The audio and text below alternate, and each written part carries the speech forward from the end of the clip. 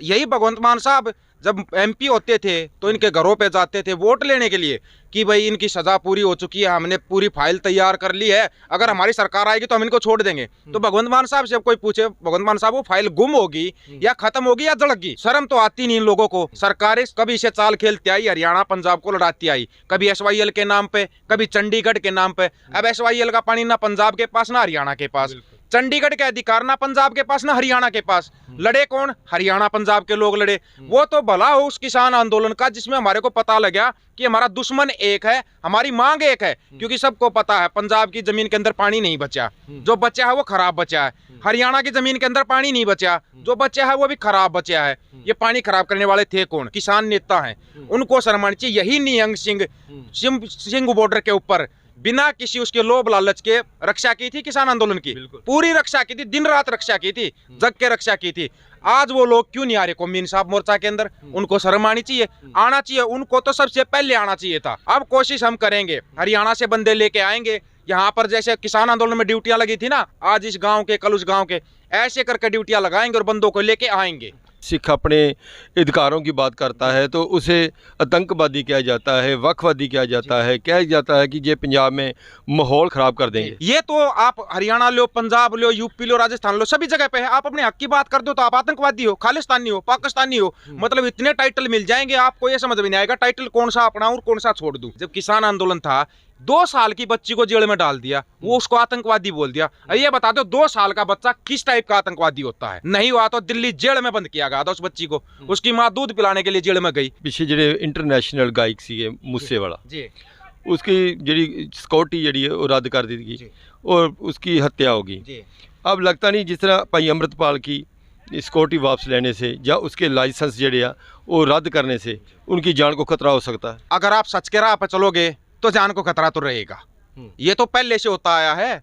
संत जी सच्चाई के रास्ते पर चले थे, अनंतपुर साहब के मत्थे के ऊपर पहरा दे रहे थे, वो किसी को कुछ कह तो नहीं रहे थे ना। अनंतपुर साहब के मत्थे के ऊपर पहरा दे रहे थे। आप एक बार अनंतपुर साहब के मत्थे को पूरा पढ़ के देखिए। सिख अक्सर कहते हैं कि सानू वखरा पंजाब दे दो, खत्ता वखरा दे दो सानू, क्योंकि असी गुलाम हाँ। हाँ तो क्यों नहीं करे सिख? गलत तो नहीं करे ना। एक तरफ राजीव गांधी के हत्यारों को छोड़ दिया गया, इन्होंने तो इतना बड़ा वो भी नहीं किया ना। प्रधानमंत्री के हत्यारों को छोड़ दिया गया, बंदी सिंह जेल के अंदर। अब बताओ पंजाब के ऊपर एक देश एक कानून है ये? वाहिगुरु जी का खालसा, श्री वाहिगुरु जी की फतेह। तुसी देख रहे हो गुरबाणी अखंड बाणी ते मैं हरपिंदर सिंह संसोआ। कौमी इंसाफ मोर्चे नूं मजबूत करन दे लई वख-वख जथेबंदियां इत्थे जथे लैके पहुंच रहीआं ने। अज इत्थे पहुंचे ने साडे नाल दीपक फौजी जी, जो कि आम सोशल मीडिया ते फेमस देखते हो तुसी। उन्हां दियां जो वीडियोस वायरल हुंदियां ने तत्थां दे आधार ते गलबात करदे ने साडे नाल। आओ गलबात करन दी कोशिश करदे हां। वाहिगुरू जी का खालसा, वाहिगुरू जी की फतेह। दीपक जी अज तुसी कौमी इंसाफ मोर्चे विच पहुंचे हो, इस दी मजबूती दे लई की कहना चाहुंदे? सबसे पहले तो चाहे कोई भी सरकार रही है, अभी भगवंत मान सरकार है, पहले कांग्रेस थी, अब बीजेपी की सेंट्रल गवर्नमेंट है, सबको शर्म आनी चाहिए। बंदों की सजा से डबल सजा से भी ज्यादा सजा हो चुकी है। 14 साल की उम्र कैद होती है, इनको तो 28 साल, 30 साल, 32 साल हो गए। और यही भगवंत मान साहब जब एमपी होते थे तो इनके घरों पे जाते थे वोट लेने के लिए कि भाई इनकी सजा पूरी हो चुकी है, हमने पूरी फाइल तैयार कर ली है, अगर हमारी सरकार आएगी तो हम इनको छोड़ देंगे। तो भगवंत मान साहब से जब कोई पूछे, भगवंत मान साहब वो फाइल गुम होगी या खत्म होगी या जड़गी, शर्म तो आती नहीं इन लोगों को। भाई शर्म करो। इनके नाम पे वोट ली जाती है, बंदी सिंह के नाम पे वोट लेके MP MLA बन जाते हैं लोग, लेकिन जब रिहाई की बात आती है वो MP MLA कोई बोलता ही नहीं। यहाँ पे कौन बैठे? आम लोग बैठे हुए हैं। इसके लिए कौमी इंसाफ मोर्चा के लिए मैं सोशल मीडिया पे बोलते थे, लेकिन सिर्फ सोशल मीडिया पे बोलने में विश्वास नहीं रखता। कहीं किसी चीज के लिए बोल रहे हैं तो वहां पे जाना भी चाहिए। अभी बाबा राजा राम सिंह जी से सभी से मेरी बात हुई थी, तो हम हरियाणा से भी बंदों को लेके आएंगे यहाँ पे, क्योंकि इसका मैंने ताजा उदाहरण भी दिखाया था। सरपंचों ने मोर्चा लगाया था मोहाली के अंदर ही, 2 बार उनको कूटा गया, हरियाणा के सभी सरपंचों को कूटा गया और उनको उठा दिया। जबकि मैंने वीडियो में बोला था भाई जितने भी सरपंच वहां मोहाली गए हुए हैं वो कौमी इंसाफ मोर्चा में चले जाओ, मोर्चे को में मजबूती मिलेगी, एक जगह पे मजबूती मिलेगी और सरकार भी तुम्हारे को नहीं उठा पाएगी। लेकिन लोगों को क्या अलग अलग अपना बना चेहरा बनाने के चक्कर में पता नहीं क्या ईगो हर्ट होता है या क्या होता है। जब तक हम अलग अलग चलेंगे हमारे को ये सरकारें ऐसे ही मारती रहेंगी। सरकारें कभी इसे चाल खेलती आई, हरियाणा पंजाब को लड़ाती आई, कभी SYL के नाम पे, कभी चंडीगढ़ के नाम पे। अब SYL का पानी ना पंजाब के पास ना हरियाणा के पास, चंडीगढ़ के अधिकार ना पंजाब के पास ना हरियाणा के पास। लड़े कौन? हरियाणा पंजाब के लोग लड़े। वो तो भला हो उस किसान आंदोलन का जिसमें हमारे को पता लगा कि हमारा दुश्मन एक है, हमारी मांग एक है। क्योंकि सबको पता है पंजाब की जमीन के अंदर पानी नहीं बचा, जो बचा है वो खराब बचा है। हरियाणा की जमीन के अंदर पानी नहीं बचा, जो बचा है वो भी खराब बचा है। ये पानी खराब करने वाले थे कौन? इनकी नजर हमारी भूमि के ऊपर है। अभी भी समय रहते जितने हरियाणा के लोग या पंजाब के हैं, सबसे ज्यादा तो मैं ये कहना चाहूंगा जो किसान नेता हैं उनको शर्माना चाहिए। यही निहंग सिंह बॉर्डर के ऊपर बिना किसी उसके लोभ लालच के रक्षा की थी, किसान आंदोलन की पूरी रक्षा की थी, दिन रात रक्षा की थी, जग के रक्षा की थी।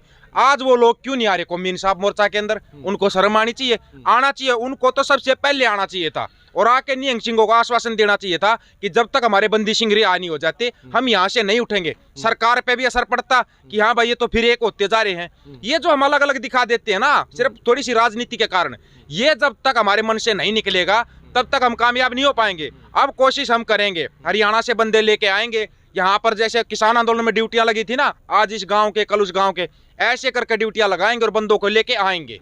ਦੀਪੂ ਜੀ, ਜਿਸ ਤਰ੍ਹਾਂ ਇਸ ਮੋਰਚੇ ਨੂੰ ਤਾਰ ਪਿੱਟੋ ਕਰਨ ਦੇ ਲਈ ਸਰਕਾਰ ਕਈ ਤਰ੍ਹਾਂ ਦੀਆਂ ਸਾਜ਼ਿਸ਼ਾਂ ਰਚ ਰਹੀਆਂ, ਜਿੱਦਾਂ ਭਾਈ ਅੰਮ੍ਰਿਤਪਾਲ ਦੀ ਵੀ ਗੱਲ ਕਰ ਲਈਏ, ਭਾਈ ਅੰਮ੍ਰਿਤਪਾਲ ਨੂੰ ਵੀ ਗ੍ਰਿਫਤਾਰ ਕਰਨ ਦੀਆਂ ਕਈ ਕੋਸ਼ਿਸ਼ਾਂ ਕੀਤੀਆਂ ਜਾ ਰਹੀਆਂ ਨੇ। ਕੀ ਤੁਸੀਂ ਇਹ ਦੇਖਦੇ ਹੋ ਭਾਈ ਅੰਮ੍ਰਿਤਪਾਲ ਵਿੱਚ ਕੀ ਖਾਮੀਆਂ ਕੋਈ ਨਜ਼ਰ ਆ ਰਹੀਆਂ? ਕੀ ਕੋਈ ਉਹ ਬੁਰਾਈਆਂ ਕਰ ਰਿਹਾ? ਕੋਈ क्यों गिरफ्तार करने की कोशिश की जा रही है? देखिए, जब अमृतपाल शुरुआत में आया था, अमृत छकाना शुरू किया था बच्चों को या नशा छुड़वाना किया था, हालांकि ये काम सरकार को करना चाहिए था। जो अमृतपाल ने वहां से दुबई से आके, ये काम सरकारों का था, सरकारों को करना चाहिए था। अब सरकारों का काम एक बंदा बाहर से आके करेगा तो सरकारें क्या उसको छोड़ देंगी? नहीं छोड़ेंगी। उसके ऊपर हर तरह का एलिगेशन लगाएंगे। जैसे किसानों के ऊपर लगाया था, किसानों को आतंकवादी भी बोला गया था, खालिस्तानी भी बोला गया था, विदेशों से फंडिंग हो रही है भी बोला गया था। और जिन जिन लोगों ने किसानों को गालियां दी थी, किसी को भारत रत्न मिला, किसी को पद्मश्री मिला, ये इस चीज का आप सबूत देख सकते हो। वो यही जो पता नहीं कौन एक हीरोइन थी, वो किसान जो महिलाएं थी अपनी जो आंदोलन के अंदर बैठी हुई थी, उनको 10-10 रुपए वाली बोल रही थी। जब वो लेकिन वो फंसी उन किसान महिलाओं को तो वो माफी मांगने लगी। ये माफी वीर की औलादे हैं और कुछ नहीं है। वो तो सिर्फ क्या है कि हमारी एकता में थोड़ी कमी बची है। जिस दिन हमारी एकता मजबूत होगी ना, कोई भी सरकार हमारे सामने खड़ा हो ही नहीं सकती। जिस खालसा राज की बात मैं करता हूँ, जिस संयुक्त पंजाब की मैं बात करता हूँ, वो अगर एक हो जाए ना, पूरी दुनिया की कोई ताकत नहीं जो इसको झुका दे। खालसा राज की गल की तुसी, खालिस्तान की गल करते हो या खालसा राज की गल करते हो? खालसा राज की, महाराजा रणजीत सिंह के खालसा राज की, उस संयुक्त पंजाब की जिसके अंदर दादा छोटू राम के कहने से प्रधानमंत्री बने थे सर मियां फजले हुसैन। दादा छोटू राम चाहते तो प्रधानमंत्री बन सकते थे संयुक्त पंजाब के, लेकिन उन्होंने सर मियां फजले हुसैन को प्रधानमंत्री बनवाया था। जब प्रधानमंत्री एक स्टेट में तो प्रधानमंत्री नहीं बनता होगा, प्रधानमंत्री तो एक देश में बनता है। संयुक्त पंजाब में जब प्रधानमंत्री बनता था तो संयुक्त पंजाब पहले से अलग था। जब महात्मा गांधी ने सन 1931 में गुरुद्वारा साहिब अंदर खड़ा होके ये बोला था, अगर हम सिखों को अपने अंदर मिलाना चाहते हैं, अगर सिखों के अधिकारों के ऊपर कोई हमला होता है या इनको इनके अधिकार नहीं दिए जाते हैं तो इनको तलवार उठाने का अधिकार है। ये चीजें लिखित में है, आपको प्रूफ दिखा सकते हैं हम। अगर कोई आज सिख अपने अधिकारों की बात करता है तो उसे आतंकवादी किया जाता है, वक्फवादी किया जाता है, कहा जाता है कि ये पंजाब में माहौल खराब कर देंगे। ये तो आप हरियाणा लो, पंजाब लो, यूपी लो, राजस्थान लो, सभी जगह पे है। आप अपने हक की बात कर दो तो आप आतंकवादी हो, खालिस्तानी हो, पाकिस्तानी हो। मतलब इतने टाइटल मिल जाएंगे आपको, ये समझ में नहीं आएगा टाइटल कौन सा अपना और कौन सा छोड़ दूं। टाइटल इतने अच्छे अच्छे देते हैं ये लोग। अभी एक वीडियो बना के, मीम्स बना के मेरा वायरल कर रहे हैं। हरियाणा के ही लोग हैं, हरियाणा में ही वायरल कर रहे हैं कि ये खालिस्तानी है। पुलिस ने भी मेरे को उठा लिया, ये खालिस्तानी है। आपको भी क्या बोल रहे हैं? हाँ, मेरे को खालिस्तानी बोल रहे हैं। अच्छा। पहले तो ये बताओ, इनका खुद, मैं इनका बोल लूंगा, हमारा नहीं, क्योंकि वो एक पार्टी विशेष का प्रधानमंत्री है और कुछ विशेष लोगों का ही प्रधानमंत्री है। देश का प्रधानमंत्री नहीं है नरेंद्र मोदी। कदे कोई सोच जाए देश का प्रधानमंत्री है। अगर देश का प्रधानमंत्री है तो ना तो कभी किसानों के लिए बोल रहा, ना अभी बंदी सिंहों के लिए बोल रहा। क्योंकि प्रधानमंत्री साहब, अगर आप भूल गए हो तो आपने लाल किले के ऊपर से भाषण दिया था, बंदी सिंहों को रिहा कर देना चाहिए जिनकी सजा पूरी होगी। फिर ये मीडिया क्यों नहीं दिखा रही बार बार? क्या यहाँ पे गोदी मीडिया आ रही? मीडिया, नेशनल मीडिया दिखाएगी नहीं, छोटी मीडिया, यूट्यूब मीडिया दिखाती है, उनके ऊपर रोक लगा देते हैं। अभी कितने चैनलों को बंद कर दिया गया। आपका ये गुरुबाणी अखंड बाणी, इस चैनल को मैं कई साल से जुड़ा हुआ हूं आप लोगों के साथ, लेकिन क्या इसको कभी रीच फेसबुक पर कम कर देते हैं, कभी किसी यूट्यूब पर बंद कर देते हैं, बार बार बंद कर रहे हैं। मेरी भी कई बार भाई से बात होती है, सैनी साहब से, मैं बोलता हूँ ये हो क्या रहा है चैनल के साथ? बोला सच दिखाएंगे तो ये तो सहन करना पड़ेगा। तो ये सच्चाई है। अगर छोटा बच्चा भी आज अपने अधिकारों की बात करने लग जाए ना, आपको पता है जब किसान आंदोलन था, 2 साल की बच्ची को जेल में डाल दिया, वो उसको आतंकवादी बोल दिया। अब ये बता दो 2 साल का बच्चा किस टाइप का आतंकवादी होता है? नहीं हुआ तो दिल्ली जेल में बंद किया गया था उस बच्ची को, उसकी माँ दूध पिलाने के लिए जेल में गई। 2 को जेल, एक के ऊपर केस किसका? देशद्रोह का केस, एक 2 साल की बच्ची के ऊपर। इससे बड़ा कमाल आप कहाँ देखोगे? यो भारत है, इस भारत में जो दिखता है वो बिकता है, और जो झूठ बोलता है वो कामयाब है। सच्चाई बोलोगे तो आप आतंकवादी, आप खालिस्तानी, आप पाकिस्तानी, आपके विदेशों से फंडिंग होती है। सच बोलोगे तो आपको सिर्फ 3-4 चीजें मिलेंगी, लाठियां, डंडे, गोलियां, केस और जेल। इससे अलग आपको कुछ नहीं मिलेगा। जिस तरह पॉलिटिक्स ਜਿਹੜੇ नेता जितना कांग्रेस पार्टी कह लिए, अकाली पार्टी कह लिए, या और बीजेपी के कह लिए, वो सारे यही सोच कह रहे हैं कि भाई अमृतपाल को गिरफ्तार किया जाए, उसके लाइसेंस जो रद्द किए जाएं, ताकि जो पंजाब का माहौल पहली तरह ख़राब ना हो सके। क्या पंजाब का माहौल पहले साफ़ है, ठीक है पहले माहौल? ये बोल रहे हैं कि पंजाब का माहौल अभी खराब हो रहा है, तो फिर ये बताइए कि 1947 15 अगस्त 1947 को आज़ादी का दिन मनाते हैं ना, 47 के बाद 1949 में भी गुरुद्वारा साहिब के ऊपर अटैक हुआ था। ये बोलते हैं कि संत जरनैल सिंह भिंडरावाला खालसा हरमिंदर साहिब के अंदर था, इसलिए हमने हरमिंदर साहिब पर अटैक किया था।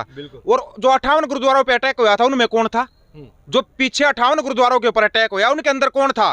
1957 में जो अटैक हुआ तब कौन था? तब तो नहीं थे ना, संत जी तो नहीं थे वहां पे, तब कौन था? ये जो साजिशें करती ना सरकार, उसके ऊपर क्या ये टैग भी दे देती हैं। यानी कि बीजेपी पहली बार कर रही है, बीजेपी भी वही कांग्रेस वाली नीति अपना रही है। कांग्रेस छुप के करती थी, ये खुल के करते हैं, क्योंकि इन्होंने देख लिया बोलने वाला कोई नहीं है। इन्होंने पूरे देश में आतंक मचा रखा, पूरे देश में सबका पैसा जबरदस्ती छीन रहे हैं, सबकी जमीन जबरदस्ती छीन रहे हैं, लेकिन इनको टकराने वाले कौन मिले थे? हरियाणा और पंजाब। अब वहीं से कोई भी थोड़ी सी आवाज उठाता है ना, उसको दबाने की कोशिश करती है सरकार। जिस तरह साढ़े पिछे ਜਿਹੜੇ इंटरनेशनल गायक सीगे मूसेवाला जी, उसकी जी सिक्योरिटी जी है वो रद्द कर दी गई और उसकी हत्या हो गई। अब लगता नहीं जिस तरह भाई अमृतपाल की सिक्योरिटी वापस लेने से या उसके लाइसेंस जड़े आ वो रद्द करने से उनकी जान को खतरा हो सकता है। देखो, अगर आप सच के राह पर चलोगे तो जान को खतरा तो रहेगा, ये तो पहले से होता आया है। संत जी सच्चाई के रास्ते पर चले थे, अनंतपुर साहब के मत्थे के ऊपर पहरा दे रहे थे, वो किसी को कुछ कह तो नहीं रहे थे ना, अनंतपुर साहब के मत्थे के ऊपर पहरा दे रहे थे। आप एक बार अनंतपुर साहब के मत्थे को पूरा पढ़ के देखिए, वो तो सबको करना चाहिए। दूसरी बात आती है दीप सिद्धू नहीं गया पंजाब के अंदर से, दीप सिद्धू नहीं गया। पंजाब की जो दूरदर्शी सोच होनी चाहिए थी ना, वो चली गई। सिद्धू मूसेवाला नहीं गया पंजाब से, पंजाब की जो कलम होनी चाहिए थी ना, कलम चली गई थी।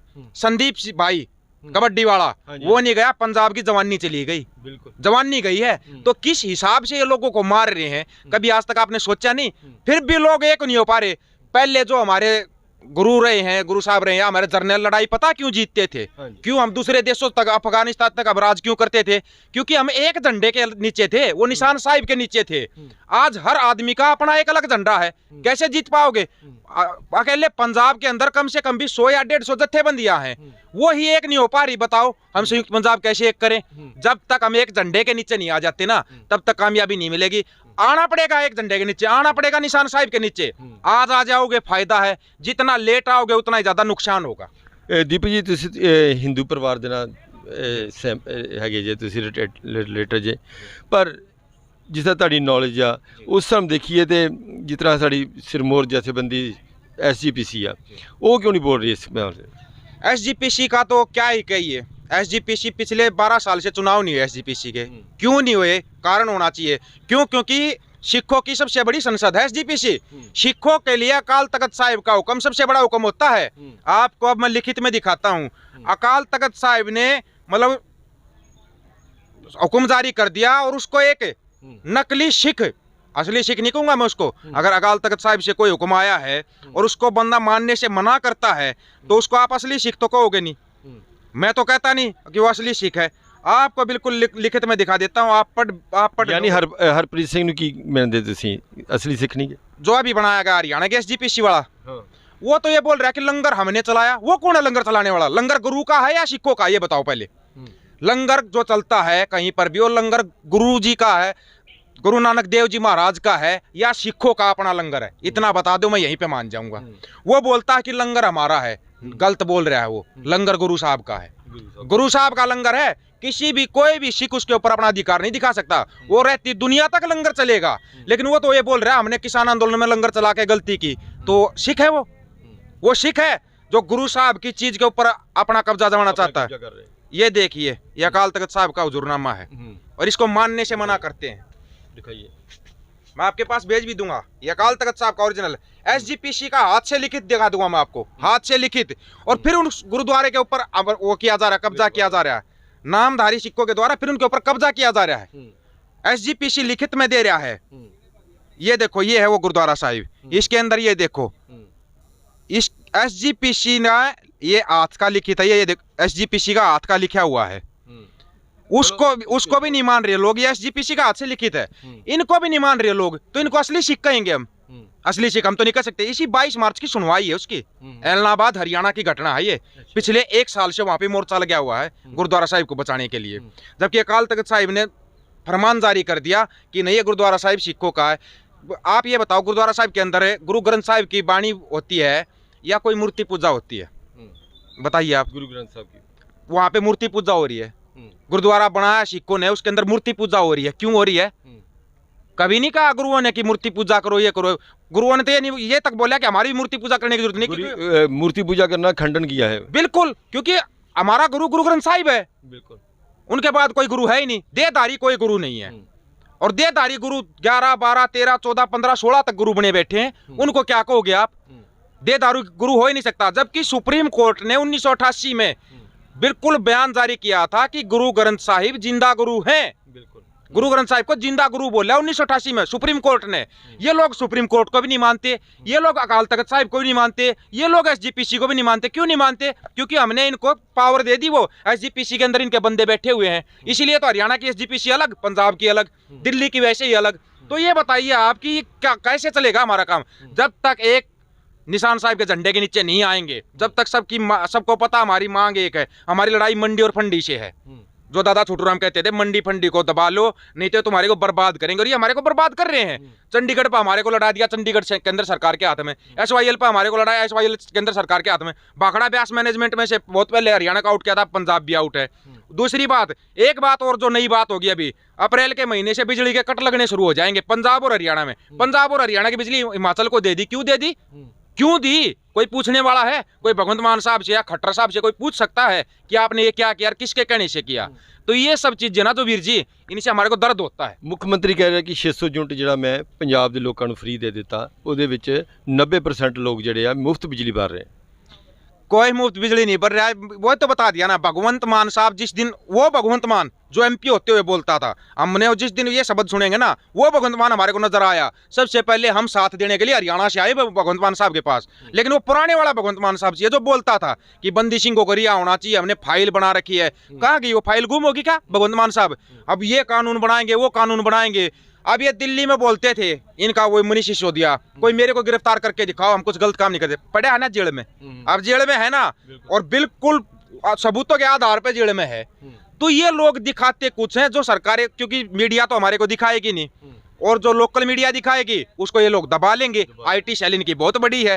तो वही चीज हम फिर अपने हक और सच की बात रखने कहाँ जाएं? दीपक जी, अगर भाई अमृतपाल को गिरफ्तार किया जाता है तो लगता है पंजाब का माहौल खराब होएगा, जूस जरा भड़केगा? एक तरफ यही लोग कह रहे हैं कि हम बंदी सिंह को गरिया कर देंगे तो पंजाब का माहौल खराब हो जाएगा, यही कहा जा रहा है ना सरकार के द्वारा। वही सरकार फिर बोल रही है ठीक है, ये शर्तों पे बाहर आ जाओ, लिखित में दे दो हमारे को। क्या बात, ये गुरु के सिंह हैं, कोई माफी वीर नहीं है कि माफी लिख के चले जाएंगे बाहर। गलत किया है, उसकी सजा काट चुके हैं। बिल्कुल, ज्यादा सजा किस लिए कटवा रहे हैं? लगा लो ये सरकार का इन्होंने गलत किया, गलत भी कर दिया तो उसकी सजा तो काट चुके हैं ना, फिर बाहर छोड़ने के लिए माफीनामा किस लिए? उल्टा सरकार को माफी मांगनी चाहिए कि हमारे कारण आपके इतने साल जेल के अंदर कटे हैं। चाहे वो सरकार BJP हो, कांग्रेस हो, अकाली हो, आम आदमी हो, उन सरकारों को सभी को मिलकर बंदी सिंहों से माफी मांगनी चाहिए, ये मांग होनी चाहिए। सिख अक्सर कहते हैं कि सानू वखरा पंजाब दे दो, खत्ता वखरा दे दो सानू, क्योंकि असी गुलाम हाँ। कि गुलाम से क्यों कहते हैं? ये बात तो मैं भी कहता हूँ कि हम आजाद देश के नागरिक गुलाम हैं। आप ये बताओ, आप हक की बात कहीं पे, सच की बात कहीं पे बोल कर देख लो, आपको जेल, लाठियां, डंडे और केस मिलेंगे। वो तो पहले ही बता दिया। तो सिखों का हाथ तो क्यों नहीं करे? सिख गलत तो नहीं करे ना। एक तरफ राजीव गांधी के हत्यारों को छोड़ दिया गया, इन्होंने तो इतना बड़ा वो भी नहीं किया ना, प्रधानमंत्री के हत्यारों को छोड़ दिया गया बंदी सिंह जेल के अंदर। अब बताओ पंजाब के ऊपर एक देश एक कानून है ये एक देश है कानून, इसलिए मांग हो रही है। हम ना तो ये कहते अलग देश चाहिए, हमें सिर्फ उतना दे दो जो महाराजा रणजीत सिंह का खालसा राज था ना, वो राज दे दो हमारे को बस। ਕਿਉਂ ਕਰ ਰਹੀਆਂ ਨੇ ਸਰਕਾਰਾਂ ਹਰ ਵਾਰ ਸਿੱਖਾਂ ਨੂੰ ਟਾਰਗੇਟ ਬਣਾ ਕੇ ਉਹਨਾਂ ਤੇ ਤਸ਼ੱਦਦ ਕੀਤਾ ਜਾਂਦਾ? ਜਿਸ ਤਰ੍ਹਾਂ ਬੰਦੀ ਸਿੰਘਾਂ ਦੀ ਰਿਹਾਈ ਦੀ ਗੱਲ ਕਰ ਲਈਏ, ਆਪਣੀ ਸਜ਼ਾ ਤੋਂ ਵੱਧ ਭੋਗ ਚੁੱਕੇ ਨੇ, ਤੇ ਦੂਜੇ ਪਾਸੇ ਰਾਮ ਰਹੀਮ ਬਾਰ-ਬਾਰ ਪਰੋਲ ਤੇ ਆ ਰਿਹਾ, ਜਦ ਕਿ ਸ੍ਰੀ ਗੁਰੂ ਗ੍ਰੰਥ ਸਾਹਿਬ ਦੀਆਂ ਉਹਨੇ ਬੇਅਦਬੀ ਵੀ ਕੀਤੀ, ਬਲਾਤਕਾਰੀ ਵੀ ਹੈਗਾ, ਕਈ ਉਹਦੇ ਦੋਸ਼ ਆ, ਫਿਰ ਕਿਉਂ ਬਾਰ-ਬਾਰ ਭੇਜ ਰਹੇ ਨੇ? वोटों के लिए, वोट चाहिए इनको, कुर्सी चाहिए है, ये पूरे देश को खा जाएंगे कुर्सी के लिए। डिमक है ये देश के अंदर, ये नेता नहीं है, डिमक है देश में लगा हुआ जो इन्होंने डिमक। और सिखों से ये पता है, ये नहीं है कि ये सिखों को इसलिए दबाना चाहते हैं, इनसे नफरत करते हैं, नहीं, ये सिखों से डरते हैं, डरते हैं क्योंकि ये सिखों की बराबरी नहीं कर सकते, मेहनत में ये बराबरी नहीं कर सकते, कहीं कोई भी अपना इंसानियत का काम हो उसमें बराबरी नहीं कर सकते। जाना चाहिए था सरकार को, आसाम में बाढ़ आई, पहुंचे सिख लंगर लेके, रशिया यूक्रेन का युद्ध है, वहां पर सिख पहुंचे लंगर लेके, कहीं पर कुछ भी हो रहा है वहां पे सिख पहुंचते हैं गुरु का लंगर लेके। जाना चाहिए सरकारों को, कहीं पर बाढ़ आ जाओ, किसान आंदोलन को ही ले लो आप, आया कोई मंदिर सामने, आई कोई सरकार सामने, लेकिन गुरु का लंगर चला, वहां पर भी गुरु का लंगर चला 1 साल तक। तो ये हमारे से नफरत नहीं करते, हमारे से डरते हैं। क्यों? क्योंकि गुरु साहब ने कहा था कि राज करने के लिए पैदा हुए और राज ही करोगे, राज करेगा खालसा, इसलिए बोला जाता है खालसा राज ही करेगा, चाहे वो अपनी मेहनत, और अपनी मेहनत से राज करता है वो। अब इनको ये डर सताने लगा कि कहीं ये अपना पुराना राज वापस ना ले ले। दिल्ली भीख में दे रखी है सरकारों को, भीख में दी हुई दिल्ली, दिल्ली को 21 बार जीत रखा है सिखों ने, भीख में दी हुई दिल्ली है। ये सरकार ये ना सोचे कि हम दिल्ली में बैठकर शासन कर लेंगे, दिल्ली को भीख में दिया हुआ है। 2 बार तो महाराजा सूरजमल जी ने भीख में दिया हुआ है, लो तुम अपना करो, अपने करो राज, तुम्हारे को करना है तो दिल्ली तो एक वो है जो जिसको बोलते हैं ना कि हम दिल्ली शादी करने आए दिल्ली से, दिल्ली तेरे असली वारिस आगे हैं। जब किसान गए थे इन्होंने बैरिकेटिंग लगाई, रास्ते में गड्ढे खोद दिए, इनको ये पता था असली मालिक है ये, किसान नहीं थे, वो असली मालिक थे दिल्ली के, वे कहीं ये यहीं बैठ के वापस दिल्ली पे अपना राज ना मांग लें। तो ये नफरत नहीं करते, हमारे से डरते हैं ये। ਪ੍ਰਦੀਪ ਜੀ, ਜਿਸ ਤਰ੍ਹਾਂ ਅਜੇ ਵੀ ਕਈ ਸਿੱਖ ਜਿਹੜੇ ਆਪਣੇ ਘਰਾਂ ਵਿੱਚ ਬੈਠੇ ਆ, ਜਾਂ ਤੁਸੀਂ ਦੱਸਿਆ ਕਿ ਜਿਸ ਤਰ੍ਹਾਂ ਜਥੇਬੰਦੀਆਂ ਘਰ ਬੈਠੀਆਂ, ਕੋਈ ਹਿੰਦੂ ਸਮਾਜ ਨਹੀਂ ਆਇਆ ਸਾਹਮਣੇ, ਕੀ ਕਹਿਣਾ ਚਾਹੁੰਦੇ ਜੀ ਵੀ ਅੱਜ ਗ੍ਰੰਥ ਤੇ ਪੰਥ ਦਾ ਮਸਲਾ ਵਾ, ਸ੍ਰੀ ਗੁਰੂ ਗ੍ਰੰਥ ਵਿੱਚ ਸਾਰੇ ਧਰਮਾਂ ਦਰਜ ਨੇ, ਕੀ ਕਹਿਣਾ ਚਾਹੁੰਦੇ ਜੀ ਵੀ क्यों नहीं ਇੱਥੇ पहुँच रहे चाहते? देखिए ये चीज़ मैंने पहले भी कही थी, भाई लानत उस इंसान के ऊपर अगर कोई अपनी कौम के लिए खड़ा नहीं होता, जब बात हक और सच की आती उसके लिए खड़ा नहीं होता ना। तो जो संत जरनैल सिंह भंडारवाला खालसा जी ने बोला था ना, मैं शरीर के मरने को मौत नहीं मानता, जमीर का मरना मौत है। उन लोगों का जमीर मर चुका है, चाहे वो सिख हो, चाहे वो हिंदू हो, चाहे वो ईसाई हो, चाहे वो मुसलमान हो। किसान आंदोलन के अंदर यही नियंग सिंह बैठे थे, दिन और रात रक्षा की थी। अब कहाँ गए वो किसान नेता? शर्म तो उनको आती नहीं, वो तो उन सब क्या है, कुर्सी के लिए पीछे भागते हैं। कुर्सी के पीछे मत भागो, एक बार अपने हकों के लिए इकट्ठे होकर बैठ जाओ, कुर्सी तुम्हारे पीछे भागेगी। एक बार इकट्ठे होकर बैठ जाओ, जितने भी पंजाब के जत्थेबंदी या हरियाणा की है, एक निशान साहिब के झंडे के नीचे आ जाओ, सरकारें तुम्हारे कदमों में आ जाएंगी। ਧੰਨਵਾਦ ਜੀ। ਇਹ ਸਨ ਦੀਪਕ ਜੀ ਫੌਜੀ, ਜਿਨ੍ਹਾਂ ਨਾਲ ਅਸੀਂ ਗੱਲਬਾਤ ਕੀਤੀ। ਉਹਨਾਂ ਦੇ ਵਿਚਾਰ ਤੁਹਾਨੂੰ ਕਿਸ ਤਰ੍ਹਾਂ ਦੇ ਲੱਗੇ ਸਾਨੂੰ ਕਮੈਂਟ ਬਾਕਸ ਵਿੱਚ ਜ਼ਰੂਰ ਲਿਖਣਾ। ਵਾਹਿਗੁਰੂ ਜੀ ਕਾ ਖਾਲਸਾ, ਵਾਹਿਗੁਰੂ ਜੀ ਕੀ ਫਤਿਹ।